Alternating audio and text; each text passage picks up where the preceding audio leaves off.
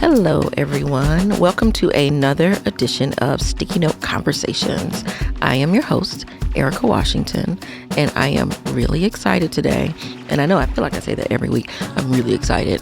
And it sounds like I guess I'm just excited all the time. But I think I am, because this show is one of the best parts of my week.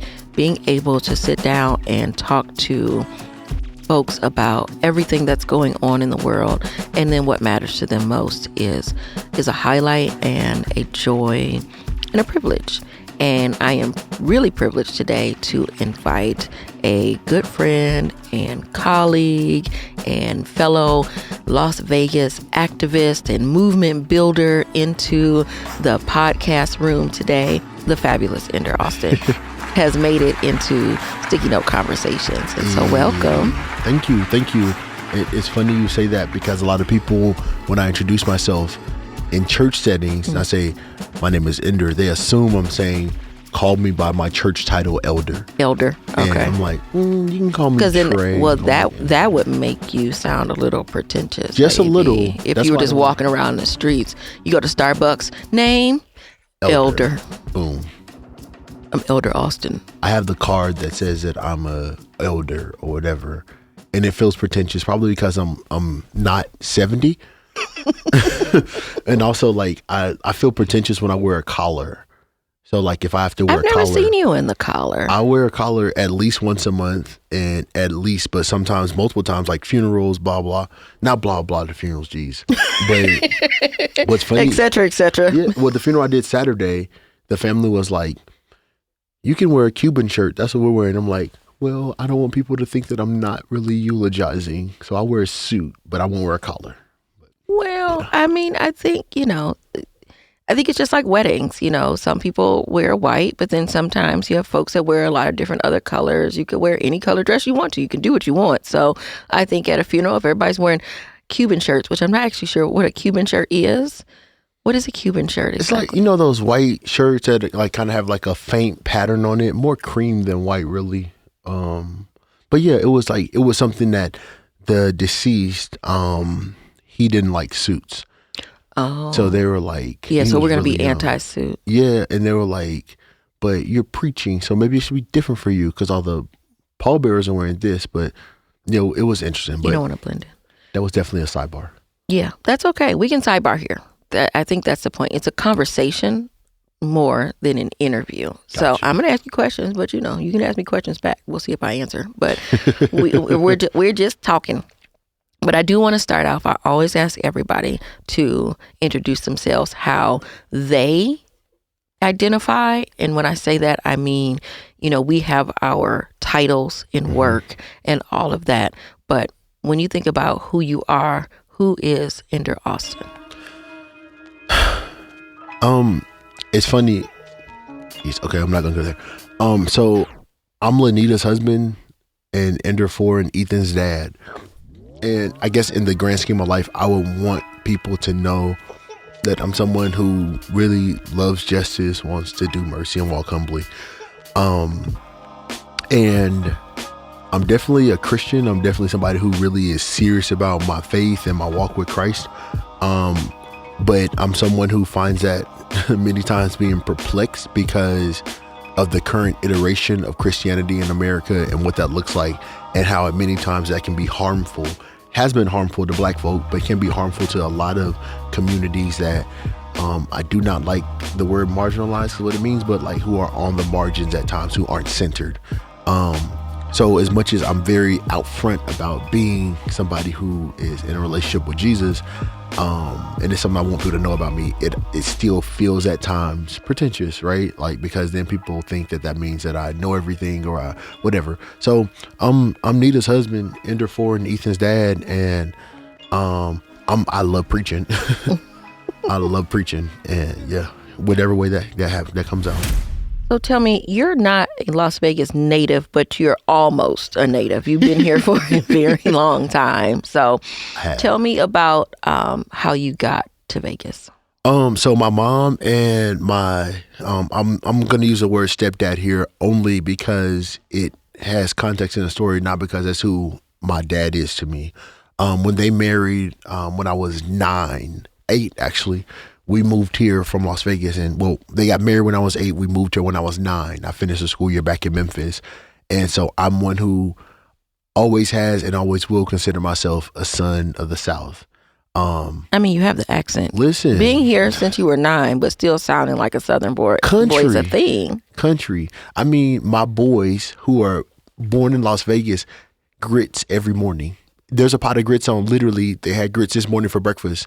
My boys have made apple butter with me, and you know what I mean. Like, is this a sugar grits family, or is this we're a sugar salt? grits family? You're a sugar grits family. It's a Memphis thing. Well, let me take it back because I'm sure somebody in Memphis. I'm gonna say you're gonna get some calls. Hate mail. Mm-hmm. And be like, that is not how we do in Memphis. Well, we had shrimp and grits the other day, which is Louisiana, which my grandfather's from Louisiana, but we're definitely a sugar grits family. And yeah, I'm a son of the South, but I got here with my parents, and as a kid, I said consistently, I was like, Mama, when I go to middle school, can I go back to Memphis?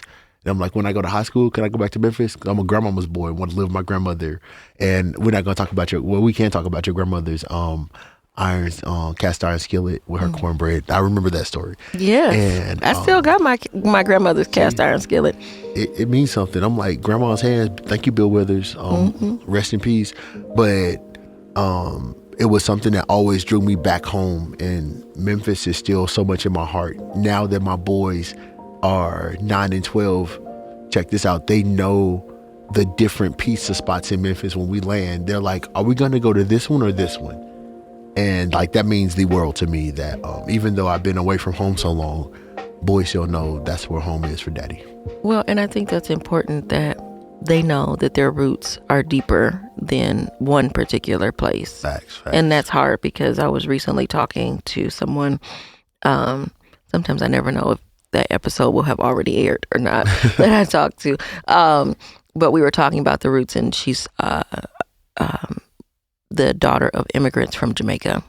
Oh, wow. And so I told her I'm fascinated by Black folks who are able to go further back than the United States to talk about their heritage and legacy. And so wondering how that shows up in your identity when you know there's more to it than moving past, for me, Alabama. Right. And it's so I'm gonna tell you, I don't know if I won't call her name, but a friend of ours who actually works in the White House now, I tell her that when I meet people who are from the continent, I stare in their eyes, because the amalgamation of Black folk on this continent has mean that we have crossed, it sounds so horrible, we have intermingled with all these different tribes and all these different aspects of the continent, where now you don't look strictly Igbo, you know what I'm saying? You don't look strictly Eritrean, you don't look, you know what I mean? You don't look strictly Ghanaian, you know, there's like, and so when I see people who are from the continent, I'm staring like, I see a little bit of my grandma's nose, you know what I mean? Because now we have this own ethos as Black Americans, because we've created our own tribe. That's about the only thing I agree with Black Hebrew Israelites on. More hate mail. So let's talk about your upbringing in the church. Describe that for me. What is your denomination, and how did that shape who you are? Definitely. So I'm a part of the Church of God in Christ, which is a very historically activist church, right? The Church of God in Christ was the church that a Church of God in Christ held Malcolm X's funeral. At the time, I know that. Yeah. Robert's Temple and held Malcolm X. It wasn't Robert's Temple. Robert Temple was where Emmett Till's funeral was. But Malcolm X's funeral, no one would hold his service. A church, a Kojic church held his funeral. Bishop Mason, our founder, he was surveilled by the FBI in COINTELPRO because he said, why do I want to send these poor Black folk to fight this war? Like, we got enough going on here. And not an isolationist, but if people don't understand the context of the time, then they'll think that that was an isolationist message. Not really. It's saying, we broke right here. Why am I sending you to fight? And we need to take care of our home. Emmett Till's funeral, our, at the time, presiding bishop, our leader, the leader of the church, was there at Emmett Till's funeral, and in that iconic picture, Bishop Ford is there holding Mamie Till as she's there viewing his body. Our church has historically been very activist, but also Black. And a lot of times the political identities of Black people are very complex because we don't neatly fit in a box of traditional or conservative, even when people go, with different aspects. And so our church is what's called a Pentecostal Holiness Church, which means that we believe in Pentecostalism, which is the indwelling of the Holy Spirit. Fun fact, our founder's mom told him, don't forget the African roots of worship. And so we are more exuberant in different things. African worship that would include a ring shout, which is what now, back in my day, we just called it making a circle. But when I was a kid, but we now know that in Africa it was called the ring shout, right? Like these elements, because again, like Black folks, because we are disinherited to a point, some stuff was just in our bones to know to do. This feels right to us, right? And so Church of God in Christ has always been in the forefront of some of these things that a lot of folks would just think is weird or whatever the case may be. But it's an interesting church. We are in, I think I was on a call on Monday, I think 153 nations. And that's everything from, I work closely with the Bishop of DRC. And so working with him, and that's more of an emerging economy, right? Like a lot of turmoil there, all the way to, of course, in America, but then in France, right? I think later this year, some folks are going to the UK. And so we try as much as possible to meet the people where they are as far as the needs. Because the truth be told, you can go to DRC and do work, but it's also some work right around the corner from where we are right now. On D Street. That part that needs to be done as well. So this leads me to the question of how you got involved with in activism. Mm-hmm. Like, what did that look like? If your church has a natural propensity for activism, is that what led you into the work that you have been doing over the past? Jeez. How long has it been? Has it been more than? Well, I'm 25. Okay. So the past 15 years. So when you started in junior high school doing this work. Yes. So, as a kid, it's something that just felt right. My mom told me, like, you should talk about what you want to talk about. You should use your voice in language that it probably is more honed today. She was very supportive of me being an activist, right? It was strange because, a lot of times people say be conservative and not conservative in political thought, but don't get in trouble, don't make waves, right? But mama pushed me on that, right? And I'm a mama's boy. And so then getting older, actually right here on this campus, as a first semester freshman, Columbus Day came up. And what was formerly called the Rebel Yell, they put in the paper talking about indigenous folk as savages. So me and one of my dear, dear friends, we took those papers, put them in trash bags, and we delivered them back to the Rebel Yell office. And they told us that we were stealing. And I said, well, if they're free newspapers, how can I steal them? Mm-hmm. And they said, well, you put them in trash bags. I said, well, it's trash. And so that kind of like put me in a position where it kind of honed my thought that like I don't have to be silent. And we know the very true saying, I would say proverb, I'm no longer accepting the things I can't change. And so it put me in a position to understand that. And now my son is going to school telling his teachers how standardized tests are keeping him from learning. And so I'm going to school telling the teacher like, hey, he's right. We spend all this time on standardized tests. What has he learned in the last 2 weeks? And so I guess I'm raising me, which is always fun. Yeah, there's something to the idea of instilling values and things into your children, and then the turnabout on that and then you seeing your personality and your the good parts and the bad parts come out and amplified in a lot of ways on steroids, and you're like, who taught you that? Listen. Who told you to say that? And you're like, oh, you know what? Never mind. Never mind. But like the crazy part about it, right, is as we learn, and I know as a parent, we know that our kids learn so much more from what they see than what we say, right? And so there's some stuff that kids just learn. My dad, and when I say my dad, I'm talking about my stepfather, but my dad, he bites his tongue when he cooks, when he really is cooking. Like, he really feel like he's doing something, he stick his tongue out and bite it, right? Not biting like harshly, but right. Well, I would hope not. And right, kind of sadomasochist. But we as a young adult, I was cooking dinner, and my homeboy was like, "Why you got your tongue stuck out like that?" And I was like, "Whoa, my dad never told me to do this when you cook. He never said it, right? It's just what you do. It's just what I did, like legit, like just because I watched that and I emulated things, and you know how it is. Our kids emulate stuff without even knowing they're emulating. I find myself doing something that either my mother or my grandmother did, just like even when I'm driving, how I hold my hand, my right hand when I'm driving, or how I don't know, I put my hand on the radio sometimes and it's just sitting there in certain spots, and I'm like, why am I doing that? And I think about it like that's what she did, sort of thing. It's just, and it's little things like that you don't realize. And I iron everything, so again, that's my grandma coming out. I'm teaching my kids how iron. This is a struggle. It's really important. It is a lesson that should be utilized more nowadays. I want to dive a little deeper into the activism and the politics.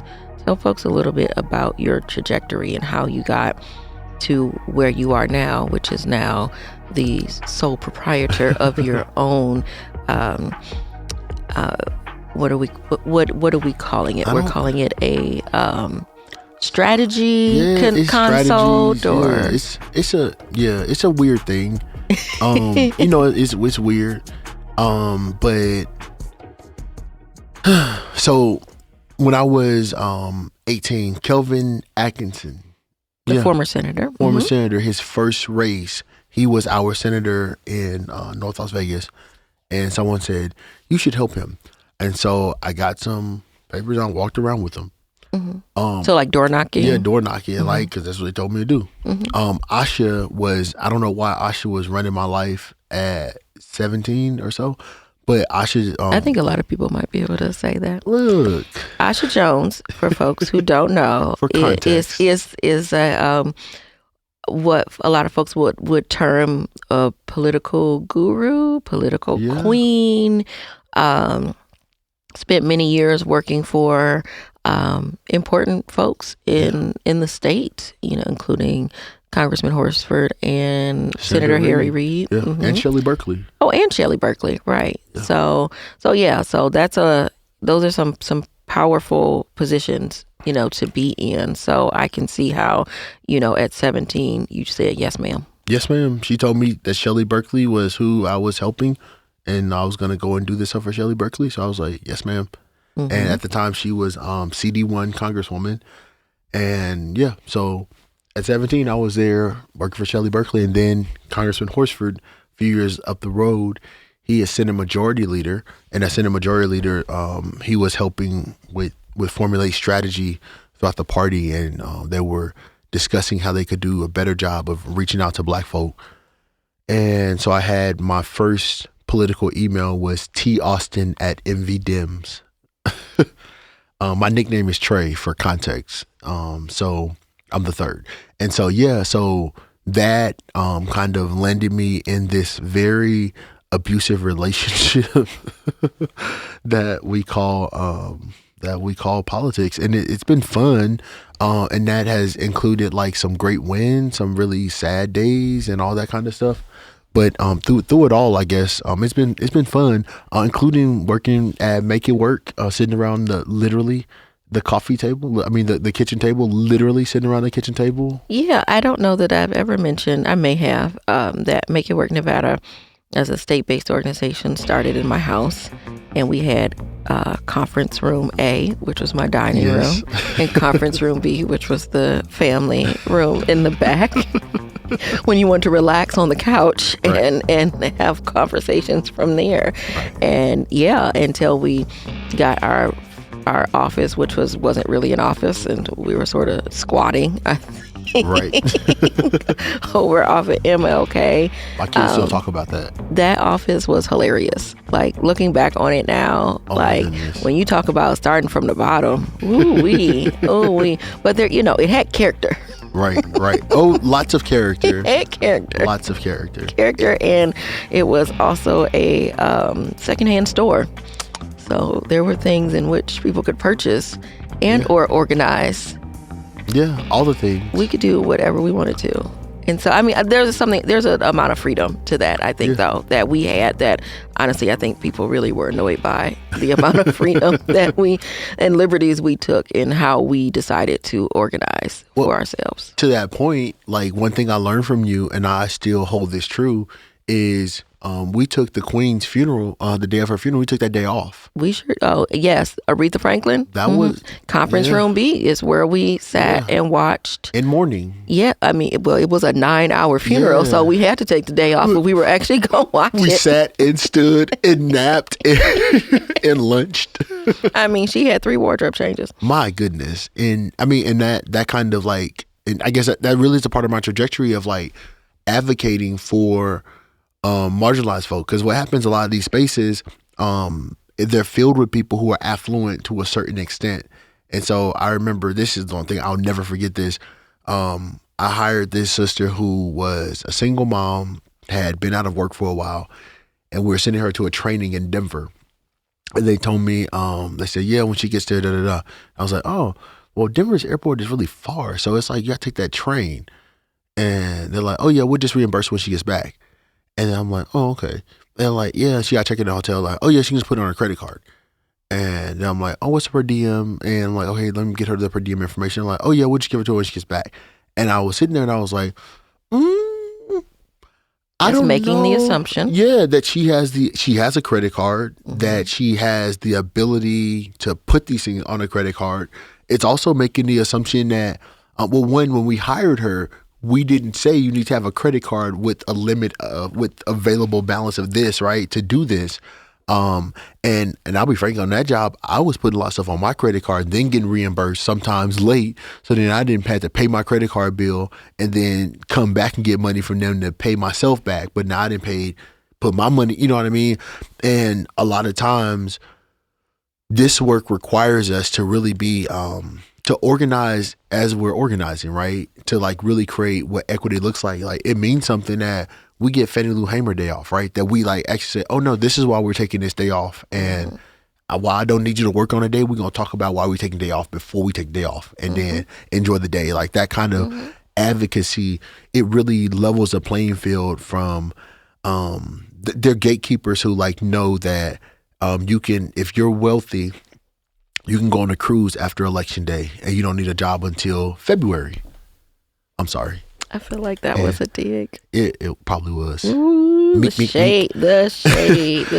You know, but then like you have people who like, hey, after Election Day, I still got to pay my rent, and I don't have parents who have set me up where where I'm already set financially or whatever. And so you're being able to advocate for folks differently, right? Being able to like, somebody I was telling you about earlier, like being able to go in the room and say, well, I know this may sound off to you, but you understand that you hear a Black woman's voice differently. You're right. That can be kind of sharp because you heard it as sharp. That was an email, so there's no tone. It's just the words that are there. But because unless it's in all caps with a bunch of exclamation points. Very true. Very true. Then there's tone. I detest somebody who uses a lot of exclamation points for no reason. Like, you're not a child. That part. Why are you yelling? You know, to your point around how we organize and how we show up, I think in the beginning of Make It Work, I was putting a lot of things on. I was paying for a lot of things myself. And then some stuff I don't think I ever got reimbursed for, because then I didn't have the time to do the reimbursements because everything was just so like do it, hurry up, because, this is the most important election of our lives, because every one of the elections seems to be the most important election Plot of our twist. life. And I was trying to prove myself to myself, to the partner organizations, to the funders, to the folks I was hiring, to everyone. And it was a really hard year. 2018 was hard, and I had been with Make It Work for a couple of years by that point, but it was part of a national, so it was a little different. I didn't have all of the weight on me, but the moment that weight became mine, I didn't know how to distribute it properly. And I also didn't realize what having the power and being in charge really meant. And what I've realized since then is that I can make up holidays for staff. We can take days off that make sense for us. So, because there are other days we didn't take off. We didn't take off Columbus Day because who cares? So we'll pick our own. But there are also other holidays that folks got off that we still ended up needing to work, like MLK Day. Right. Because MLK Day meant a parade. A parade meant that's where the people are. It's an organizing day. It's an opportune time to be out there talking to folks. And so we have to figure out the balance that works for us, but also the balance that where we can get a job done. And so I think now I realize that, we can have a Black Lady Needs a Day Off day. And so we do that. And we celebrate Ruby Duncan Day. That part. So, because I think that is also, so I will continue to make up holidays. Long live the Queen. Long live the Queen. Well, and I think we kind of like get away from the fact that like all these holidays are made up, right? All of them. And and it's like, it's such a centering of whiteness to say that this holiday is legitimate, like, or not. Especially when like most of them, Come on, Valentine's Day. Yeah, like what legitimizes it. I was telling my son, we were talking about currency, and I was like, well, son, the only thing that makes that money worth anything is that people have confidence in it. And it's like anything, right? Like the only thing that makes the red light a red light is because people have confidence they're going to follow that. That's a social contract that we have, right? We have these social contracts, and some of them are lame. So I want to talk about being a Black Christian. Yeah. And I say that with all sorts of curiosity because I don't identify as anything in particular, not an atheist or anything like that. Certainly very spiritual, certainly believe in a higher power. I certainly believe that this world is much bigger than I could ever even imagine it could be, and what the universe and how all of it was created and how we move through life. And, I think we'll all always have a lot of questions without all of the answers. And I don't even know that we're supposed to have all the answers. But identifying specifically as a Black Christian, especially in this time, as values are thrown around a lot. And it's thrown around in a way that makes it seem like one set of values are the values, and that's it. And if you're not aligned morally this way, then you may not even really be a Christian, And so what does that look like for you as you are making your way through specifically 2024, and even more specifically talking about we have some ballot initiatives coming up. One is removing slavery from the Constitution. We're looking, the state of Nevada and some other states at the same time are looking to remove slavery and indentured servitude from the state constitution. But also there is a ballot initiative around abortion rights. It's already legal in the state of Nevada to receive abortion care. And so it's more of a solidifying in the Constitution the rights so that they can't be easily taken away by whim of a different elected official, that sort of thing. And so it's going to the voters in November. And I had a conversation last night with a profound theological scholar, and she was asking me, where does a faith-based community in Las Vegas stand on these issues? And I really couldn't answer the question. So I'm throwing it to you. Where does the faith-based community stand on abortion care and reproductive justice as a whole for women's health care? Not a complex question at all. Not loaded at all. No. No, it's basically yes or no. Yeah, pretty much. I think that's not one of those, but it's an issue amongst many that, how should I say this? I think puts us in an interesting place, like for a few reasons. One, like we live in a society where things are black or white, and the framing of black or white, the definition of black and white is always provided by folks, right? And so like it doesn't allow for people to have their own narrative or their own story behind something, right? So like if I'm pro-choice, or however you want to phrase it, right? Because even saying pro-choice a lot of times like gets people's panties in a bunch, if I can. But even having that conversation around like, oh no, I think folks are grown. They can make their own decisions about their own life. And I don't think that I should be the one making folks decisions about their life. Not because I don't care, not because I don't have a theological or otherwise like a stance on something, but I'm of the mind that Jesus was pretty clear. Choose ye this day. And I know that's not talking about abortion, so don't nobody at me. But I think Jesus was very clear that people have the autonomy of free will. Matter of fact, the sermon I preached Sunday, where Joshua says, if he said, choose ye this day whom you will serve. Like, no, I'm sorry, that's not what Joshua said. But no, he said, but as for me and my house, we will serve the Lord. He said, if you want to serve these other gods, do that. If you don't do that, right? We see throughout Scripture, and when you see something throughout Scripture, it's setting precedent and wants to reiterate, right? There's some things that are only mentioned once or twice in Scripture, and people try to live on those things. But there are other principles that are lived throughout the entirety of the Holy Writ. And that is more reinforcing it, right? Like if my mama said, don't go outside one day, I can't use that to be the central narrative of my life. But if my mom tells me every day, brush your teeth, wash your face, make up your bed, I know that that's something that can be a guiding principle, right? That's something that is, but that one time she told me don't go outside. Why she told me not to go outside, right? It was raining and I didn't have a coat on, right? And a lot of times in Scripture, we go left on stuff like that. So particularly around ballot initiatives, I think that there are conversations that are held in public and there are conversations that are held in private. We still, as Black folk, more hate mail. We still are in a position where a lot of people are still looking for white acceptance as the norm, right? So, let's go all the way there. So even with the war on Gaza right now, right? A lot of people are looking for acceptance from certain communities. And so they may see that community and agree with South Africa that, hey, this doesn't feel right in my gut. This doesn't feel right. Come on, Olivia Pope. My gut says this is wrong. My gut's never wrong. I don't know. Her gut was wrong. It was, especially about Fitz. And right, I'm just like, we need her to figure out a new way to figure out what's right and wrong.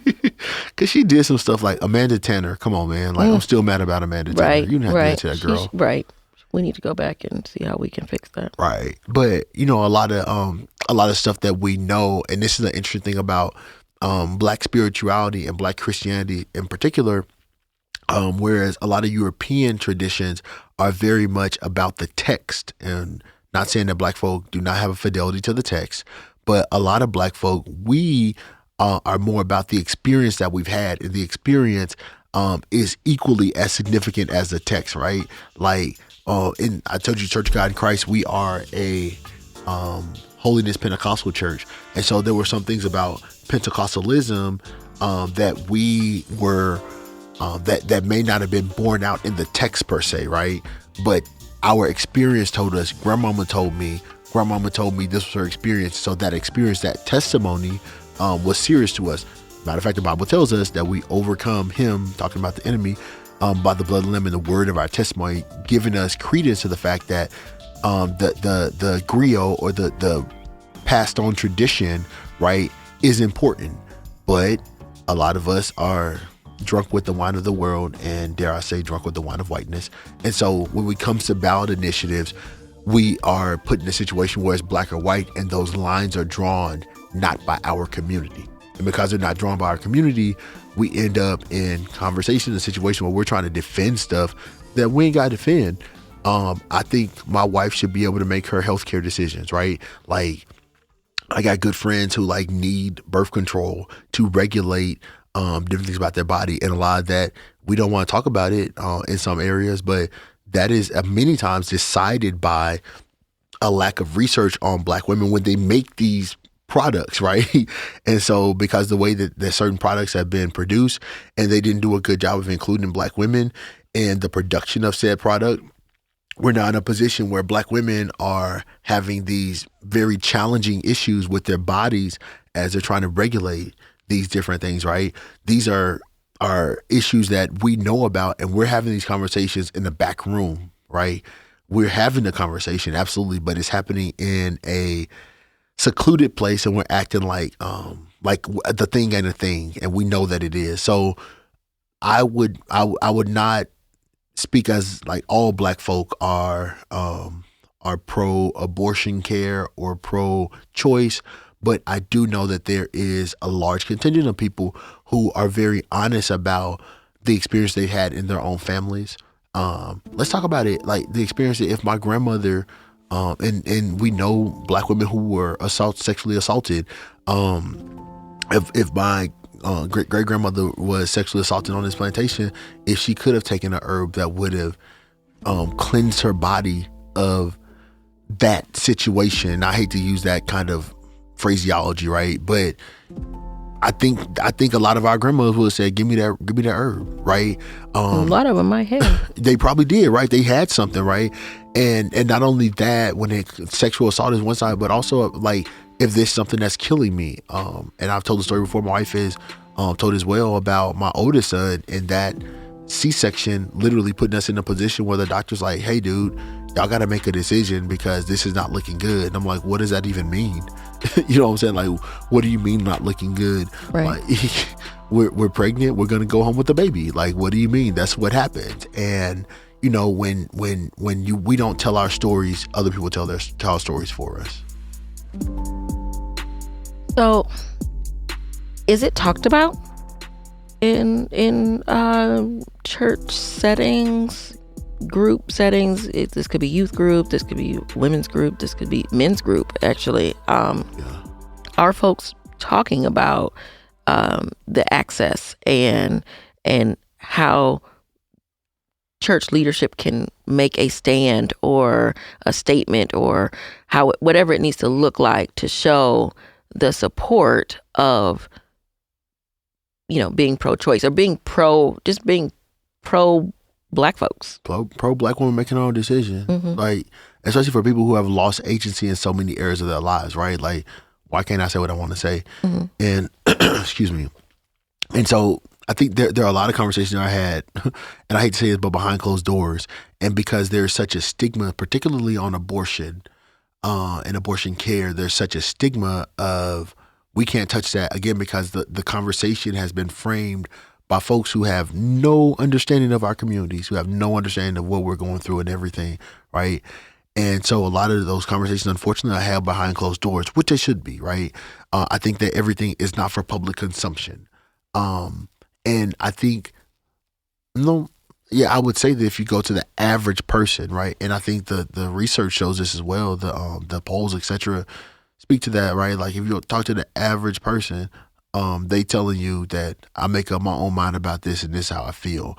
Yes, I'm a Christian and this is how I feel about this. And most of the time, I'm firmly of the mind that it's not the job of the state to enforce religion. And yeah, more hate mail coming. May not be. There might be folks who want to email stickynote@makeitworknevada.org and tell us how much they actually agree or disagree in productive ways. We like productive ways around what's happening and how we show actual tangible support. Because I think it's also one thing to say, well, we're not saying anything negative about it. We're not making a stand, but when you don't say anything, that doesn't feel like support either. Right. So I want to talk a little bit about youth organizing. You have been working on youth organizing for more than a year. And when we say youth, we're talking, 18 to what? They say 35 now, which I kind of feel ways about, right? Yeah, 35-year-old being a youth, like I don't know that I don't know. I'm not 35, and sometimes I feel youthful, but I don't know that I would have. I don't know. I guess it depends on where you are in your life. I had 3 kids. I don't feel like I would be lumped in with the youth. Yeah. At 35. But I think again, this is a conversation that's being made and fostered in a place that's not honest, right? I was 35 a couple years ago, but 3 years ago I was 35, right? And so as somebody, but you were 25 like 20 minutes ago. Time out. Your math is not mathing. You know what? I didn't major in math. Yeah, but a lot of times when we have these conversations, and we're talking about even Black folk as a monolith, we talk about young folk from the age of 18 to 35 as a monolith. And I'm telling you, I got friends who had kids younger, and so they had 18-year-olds while they were 35, right? And so if I got an 8-year-old, we got different tastes in music, different, and so we try to organize people together. But yeah, that 18 to 35 is an interesting thing. Mm-hmm. I mean, we have a almost 17-year-old sitting in the room with us now, trying to see if this 17-year-old is actually going to give us some thoughts. Do you have thoughts on the state of the world right now in the upcoming election? I know you cannot vote in this upcoming election, but do you have thoughts as you are getting ready to matriculate out of high school in another year? What are your biggest concerns? My biggest concern would probably be the election that's coming up this year, I think. Are you concerned about the choices? Yes. If you could vote, do you know who you'd vote for? No, but it probably wouldn't be Biden. Well, we'd only have the options between Biden and Trump. You think Trump is a better choice? Well, I've heard some things about what Biden has planned for if he gets reelected, and I guess I'd rather have Trump because I do not want those things to happen because it's very harmful for everybody except for a white man, I guess. A white rich man. But you don't think Trump has harmful things? They both have harmful things, but I think I've heard more about the harmful things that Biden is planning to do and not what Trump's doing. So interesting. So it's about what you're hearing. Yes. Okay. And where do you hear most of it at? I see articles about it. I see people in my generation talking about it, and is it like TikTok or Instagram, or is it certain sites or what have you? I see them on TikTok. I see them on Instagram, and I see articles on it while I'm on Google. Mm-hmm. And yeah. So this makes me wonder about the algorithm. Yeah, that's what I was going to say. The algorithm. To wonder what communication is coming in and who it's coming into, and targeting based upon what you search and what you watch for fun and entertainment and what have you. Is there anything in particular that you're reading or seeing about what Biden has planned that makes you nervous or scares you? There is this one, I don't know the name of it, but it's something like Plan of 2025. Oh, that's Trump. Oh, it is? Mm-hmm. Well, I've seen articles about it, and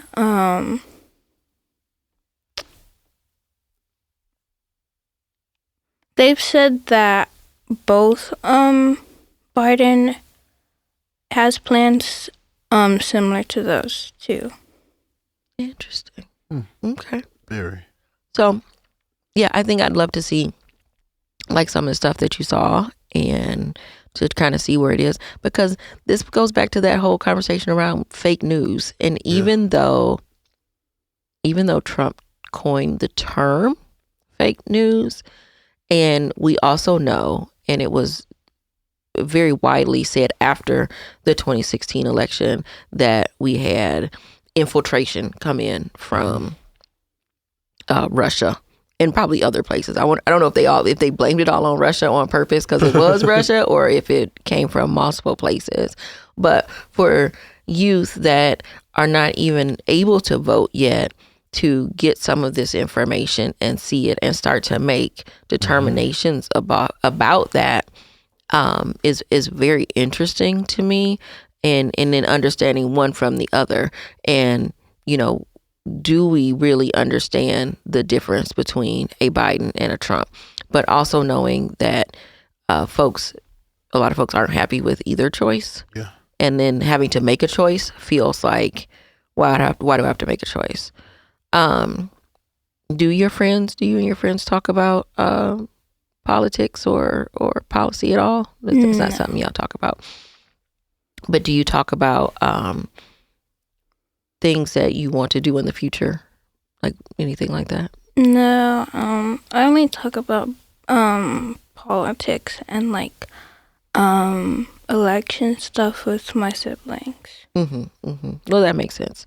Because they've both been on the show, and so I think that is actually very interesting. I feel like we might be able to dig a little deeper into that and find out and understand where that's coming from. Ender, you've talked to the youth that are able to vote, and so are you hearing anything similar? So I think that and I'm not trying to talk about you, sweetie. I'm sorry, that was so you're not a kid. I'm not trying to talk about you, Winter. But the confusion around a whole lot of stuff is like a big thing. A lot of people are just like, I don't get it, right? Like, it doesn't make any sense. But is it on purpose? Yeah, exactly. I think that is by design. I think it's about one side, not in a C3 way, about one side. This is C4 conversation. So I think the Democrats do a not great job at messaging a lot of times, right? And so because they don't do a great job at messaging, there's no one to tell the story about whatever number of student loans were just forgiven, right? Like, I can't tell you that number.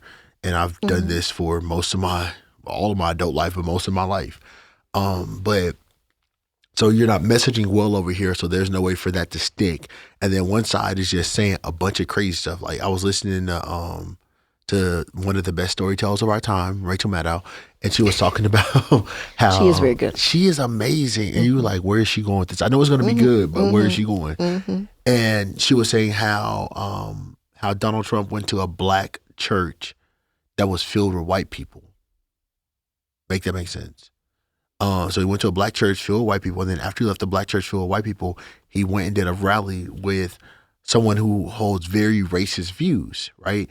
And so, like, as much as that is very confusing, a white man that holds very racist views, and so as much as that's confusing, like, that messaging seems confusing, it's kind of like, I can't remember which movie it was. It was something I watched.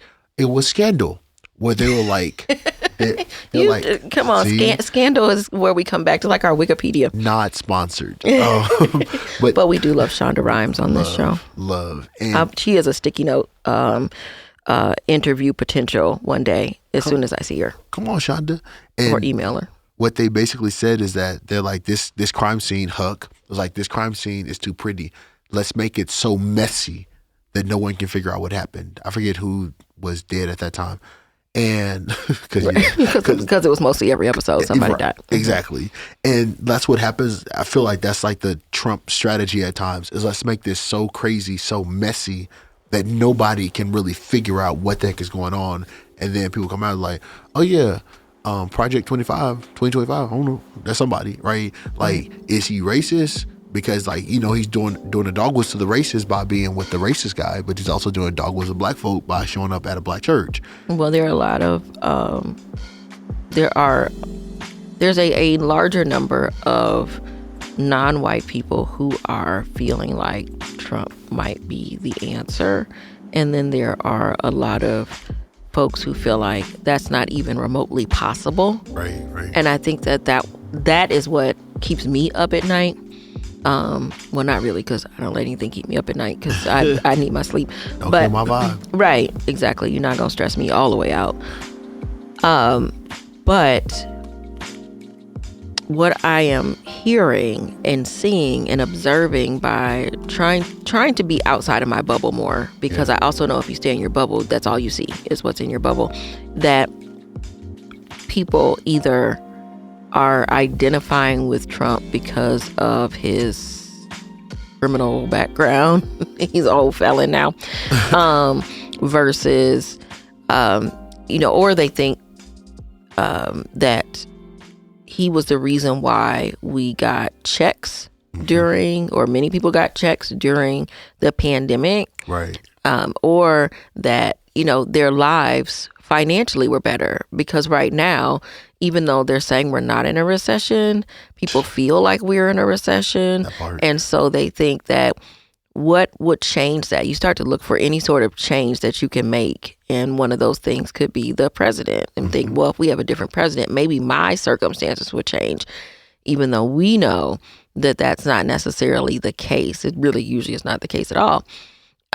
There's so many other seats that have to be elected in order for our entire circumstances to change. But with that level of confusion and chaos that we seem to be surrounded by and stuck in, I can see where if you go to one website, or you end up, watching or listening to this particular TikToker, or, this Instagram, that all of a sudden you start seeing more like that because of the algorithm, and we know that. And so if you like something, or, someone says something that even remotely is interesting one way, and it leads you down a rabbit hole, you'll get to believing that this is better than that, or this person didn't say that, or whatever, and what have you. And then it's hard to demystify, especially if you're not talking about it. And then you could talk about it and someone could say, that's wrong. But then it's like, is it wrong? Or is it that that person believes it's wrong because of what they saw? And then I feel like we are really going down this rabbit hole of not being able to fact check. Like, how do we really fact check who said what and when and how? Like, and that's like the crux of journalism. And so for me, as my background being in journalism, I don't really understand how we are going to be able to believe anything that is said. Yes, the world is ghetto, and just really ghetto. And so, yeah, like I don't know what we do. Well, and then like so many other voices are not trusted, right?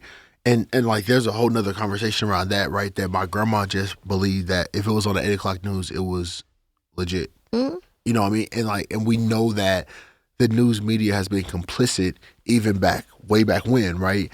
And so I'm not saying that the way that they trusted whoever came on at 8, 10, 11, whatever the times were news, because, my generation, we don't even have cable, right? We don't have TVs. Like, my TV is on Netflix or whatever my kids have it on. I ain't had cable in, I don't even know. It's been a good 10 or more years.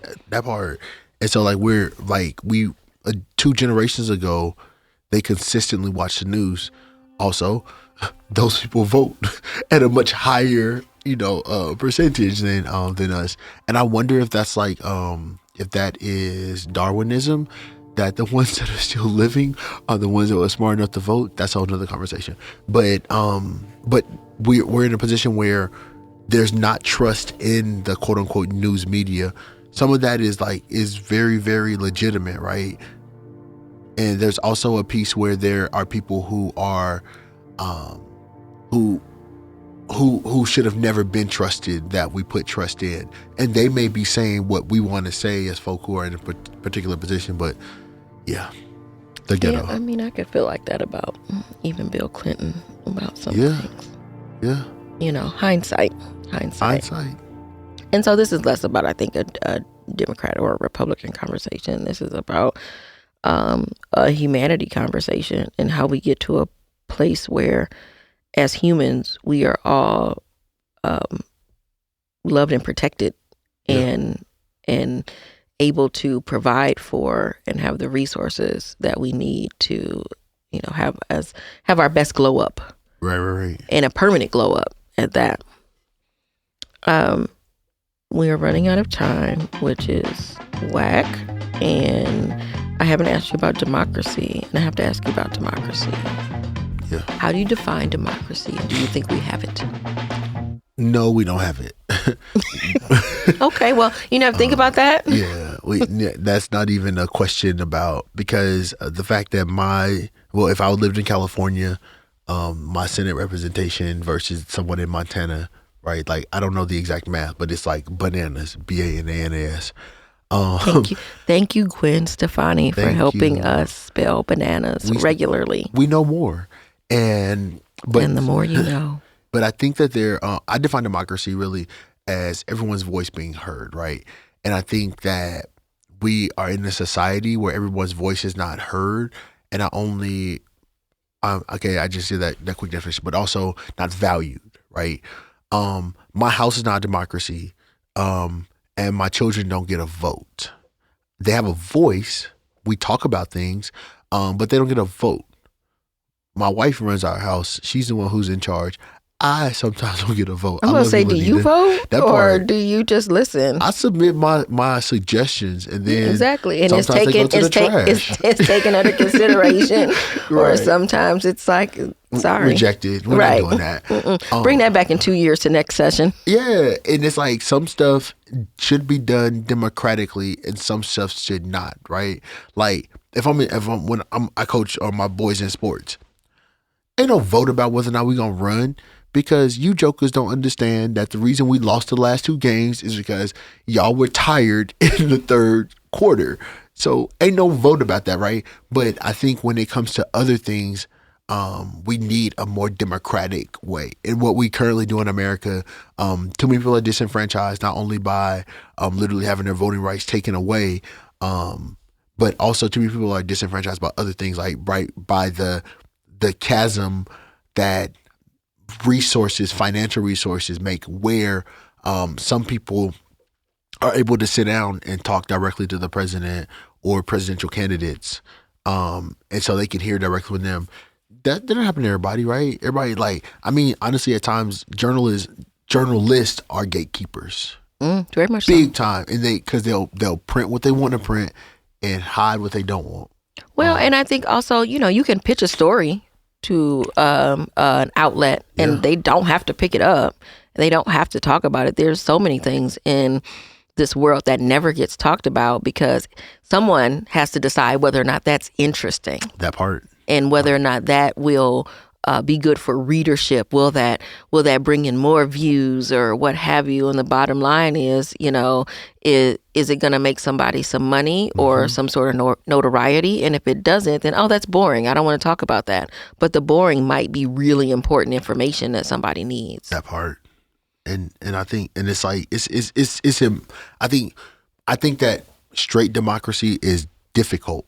It's really, really difficult, right? Like, straight democracy is very difficult. And in America, the Counter-Revolution of 1776 kind of shout out to Michael Harriot, who's an amazing writer and journalist, even though his background is history.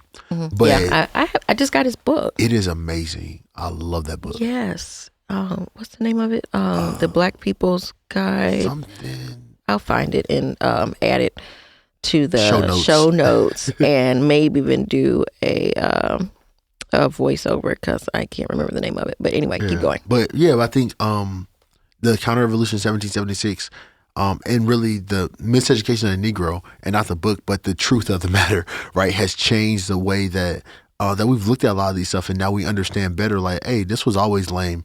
Black AF history. That's what it is. Yes, Black AF history, the unwhitewashed story of America. It is amazing. It's on my coffee table. I haven't read it yet, but I did buy it because I do just have a problem with buying books. I bought it and I put it on Audible. I did both. I do follow that too. through. Mm-hmm. But in fact, I bought that at Mark Lamont Hill's coffee shop and bookstore in Philly. In Philly, yes. I love Uncle Bobby's. Uncle Bobby's. Yes. Almost said Uncle Near's. That's a drink. That's a drink. Yeah, but I think I don't believe we have democracy. I think that the idea of democracy sounds great, but I think that I don't think we have the patience for democracy. We don't have the patience to hear everybody's voice. I mean, in the aggregate, right? Mm-hmm. That's too messy. Not room. That's too messy. And yeah. Okay.